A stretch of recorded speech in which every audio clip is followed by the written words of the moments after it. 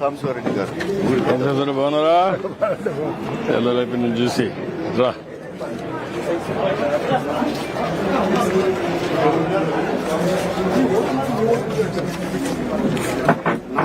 నమస్కారం.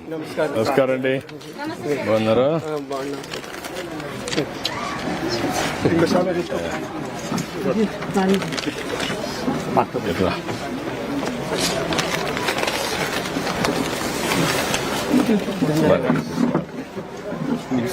నమస్కారం.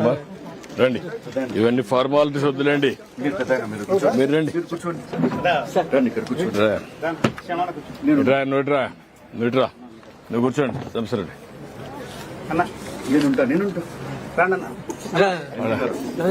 వాళ్ళు ఉంటారులేమో. కూర్చోండి, మీరు కూర్చోండి.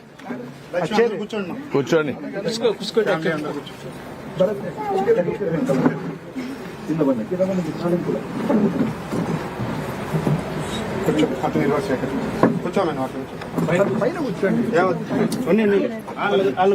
కూర్చోంటే కూర్చోమ్మా.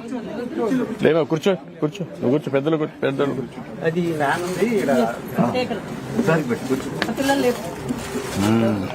కూర్చోండి. వాళ్ళు ఉంటారు, పిల్లలు ఉంటారు. నువ్వేంటమ్మా? నువ్వు అబ్బాయి కూర్చో.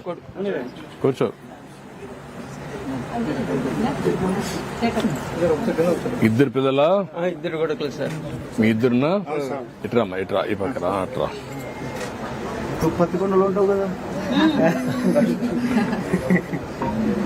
నువ్వు కాశీనాథ్ నారాయణ స్కూల్లో పనిచేస్తావా? ఎక్కడ? గుంతకల్లో పనిచేస్తావా? ఏం అడ్మిన్ గా పనిచేస్తావా? శేఖర్, నువ్వే ఎక్కడ పనిచేస్తావు? గ్రామీణ బ్యాంక్ లో పనిచేస్తావు.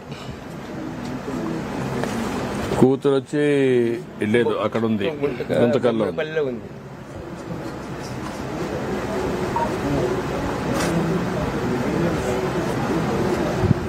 మీ మిస్సెస్ భార్య వచ్చారమ్మా? భార్య.